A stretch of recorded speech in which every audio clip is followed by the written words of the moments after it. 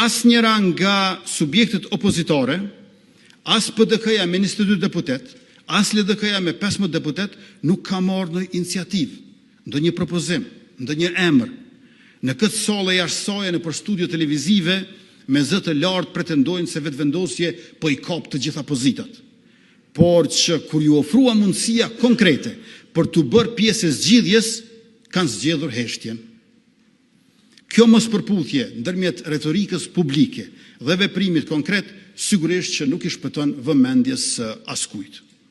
Fakti që opozita nuk ka marrë asnjë iniciativë në zgjedhjen e presidentit është dëshmi e qartë e dështimit të marrjes së përgjegjësisë proporcionale.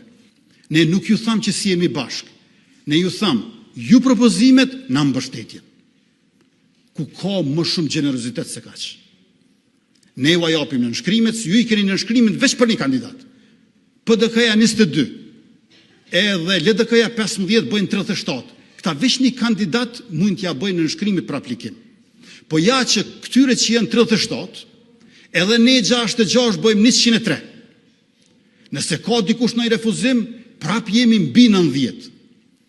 Vetëvendosja bashkë me PDK-n edhe me LDK-n mund t'ja japin në nënshkrimet 3 kandidatëve, ku për asnjërin prej kandidatëve ne nuk kërkojmë që të pyetemi. Ne vetëm japim në nënshkrime dhe në fund japim edhe votën. Nuk mund t'a gjeni askund në Evropë, po kisha thënë edhe në botë, ndonë se bota është shumë e madhe, që ka një subjekt që i ka fitu 51.1%, edhe ju thot partive opozitare, birni ju 3 emra, na ja u mushim aplikacionin, edhe na ja u garantojnë fituesin njënin për tyne. Kanë mujt me i sjell 3 emra. A din çka do të thonë 66 në nënshkrime me i pas, për 3 emra që i zgjedhin ata. Asnjë emër nuk e sjellën asnjëherë.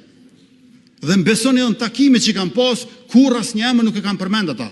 Mduhej unë me përmend emra, sa me e cyt imagjinatën në mënyrë që biseda mu bë konkrete. Të këtyre partive opozitare, unë kam përmend emra në për takime. Ata s'kan përmend emra. Unë kam përmend emra të atyre partive. Ma shumë se ka që mund bëj.